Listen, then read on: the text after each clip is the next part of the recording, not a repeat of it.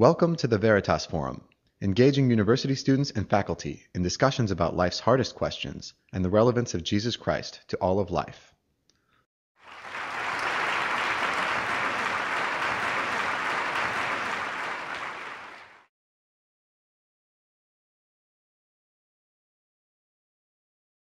At one point, I went to a monastery in 1994, and it was kind of a silent retreat, but they said, you know, this afternoon, if you don't have anything else to do, you're tired of walking on the river, come in and we're going to show a video, a documentary of Mother Teresa. Well, I had not given Mother Teresa any thought, really, ever before in my life.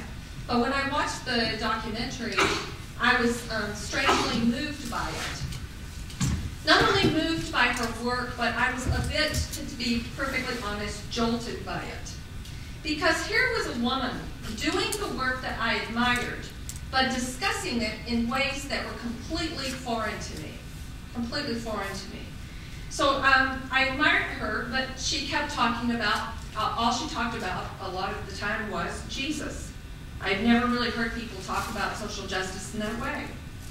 But the one thing in the video that really got me to go to Mother Teresa's for 2 months and work there is that she said, our work is not social work, it's religious work. And I felt like if I were going to understand that, now that I was kind of exploring Christianity, I would have to actually go to Calcutta and engage myself in the work itself. So I wrote a letter in the spring of, in the fall of 1995 and asked if I could come in the spring.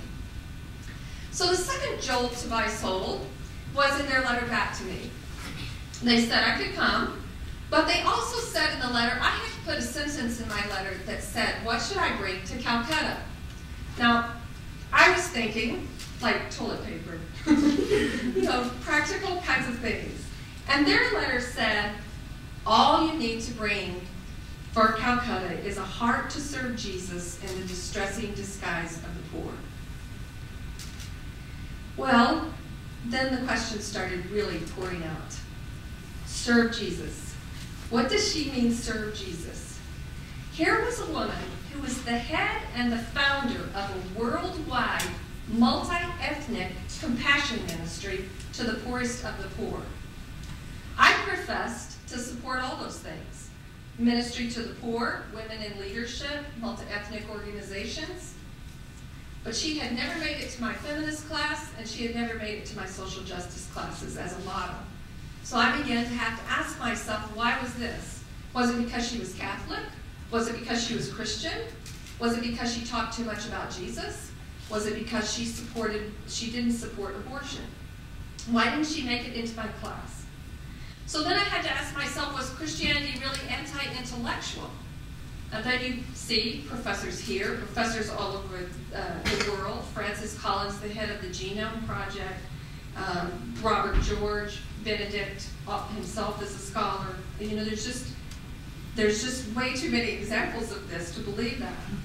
So I dove headlong into an investigation of the worldviews I had believed before, because I came to the conclusion that from any of the worldviews that were currently taught in the university, and clearly from any of the worldviews I taught in the university, Mother Teresa was completely incomprehensible.